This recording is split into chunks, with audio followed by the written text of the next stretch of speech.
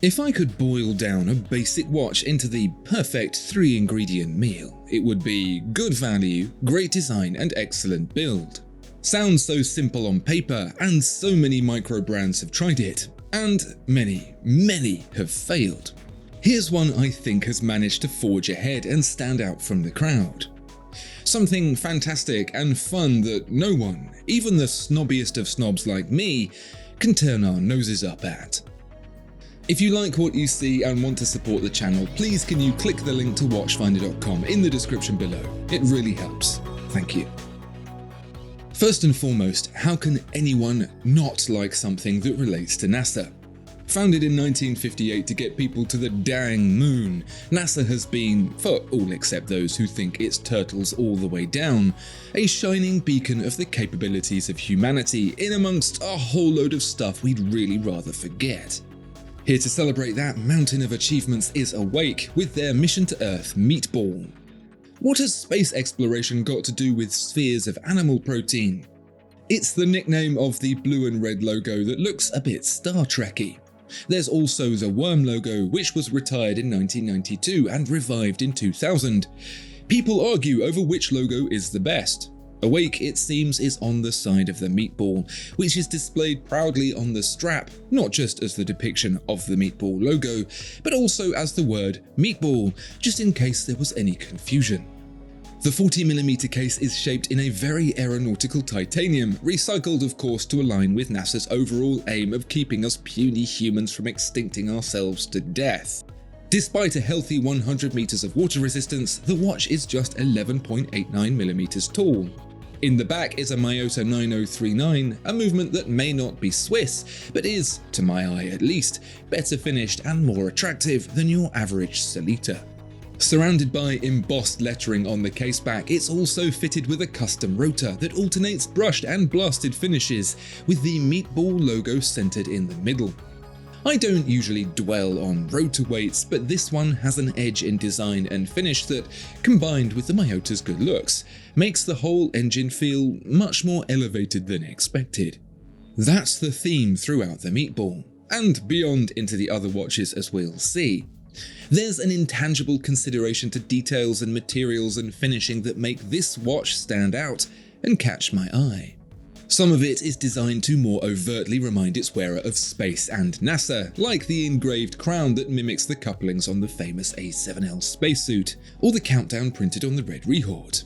Other details like the wide pointed hands, guilloche-style fringe around the dial, and red-tipped second hand are more imaginative. That is, they require more imagination to believe they are inspired by the rockets and cupolas Awake say they are.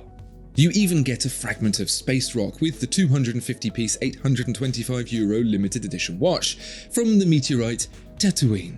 Yes, that's where old Georgie boy got the name.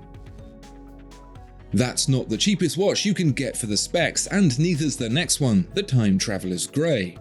In fact, it's quite a bit more expensive at €1,325, and you might be wondering why both watches are north of €500. It's really a matter of priorities. Yes, you can get a Miyota-driven watch far cheaper, and probably in titanium too, but if you have even the smallest care for execution, perhaps the price will begin to make more sense to you. Everything is much the same with the Time Traveler's Grey, with the addition of one small detail: the meteorite dial. Put that in most other watches and you'll be increasing the price by the entire RRP of this watch at least, never mind it costing just €1,325. But in complete transparency, you can get meteorite watches for cheaper. Despite the popular convention that meteorite is very rare, there's actually a decent chunk of it, quite literally, that's been scaring the living daylights out of people for many years. I should know I saw a meteorite come down in a field a few miles away and almost decorated my drawers a fetching terracotta. No two slices of meteorite are the same, and in the Time Traveler's Grey it's as good as you could hope for. Detail and contrast straight to your eyes from 100 million years ago, with the Widmanstatten pattern forming its crystalline angles deep in the coldest reaches of our solar system. And now it's here, keeping your watch looking fresh. Don't underestimate just how good this watch looks and feels when all's said and done. The devil is in the detail, and as someone who appreciates when people pay attention to that particular devil, the Time Traveler's Grey is a rewarding object to appreciate. The center cap seconds, the brushed hands and polished markers, the beefy nut-like crown. They say titanium is very hard to polish because it changes color with heat, so polishing has to be done slowly, but you can see the bezel gets a bright lip that steps the watch up a notch or two. If those additions aren't really doing it for you and you want to get the cheapest watch you can, this probably isn't for you. But if you want a watch that feels like time was taken to make it look good and not just cheap, then the Time Traveler's Grey is worth a look.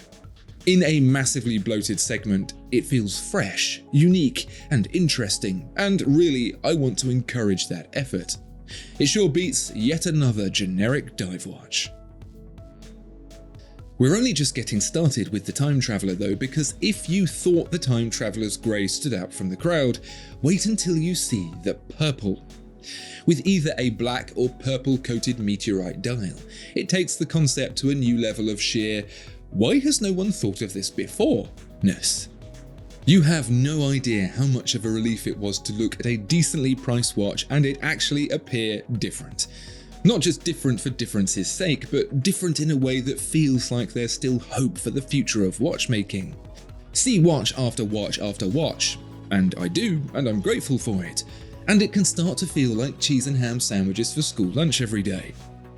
If only I could have a burrito, a baguette, a panini or something.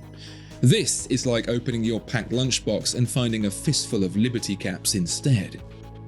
Is it kind of bothersome that a purple titanium watch is what gets me up in the morning? I suppose so, but whatever it takes. Awake have proven 3 times over that simple watchmaking can be done well, and more importantly, in an interesting way. If you've stayed this far and you're rolling your eyes at that, then, well, I admire your patience, and also I understand that these aren't priorities for everyone. Chiefly, I'm just pleased this exists. I'm pleased there are some people out there who took the time to make it exist. People are either makers or takers, and there's a lot more of one group than the other. I hope one day myself to be more of a maker than a taker, and it's watches like these that inspire me to think that perhaps all there is to make hasn't been made. Which is kind of funny really, because that's what NASA is all about. The future, the new frontier, making and not taking. What's your view on the watches from Awake? Can the higher priced, higher quality, unique approach tempt you in, or do you not feel the value? Let me know in the comments. Thanks for watching, and please do click on the watchfinder.com link in the description below. Goodbye.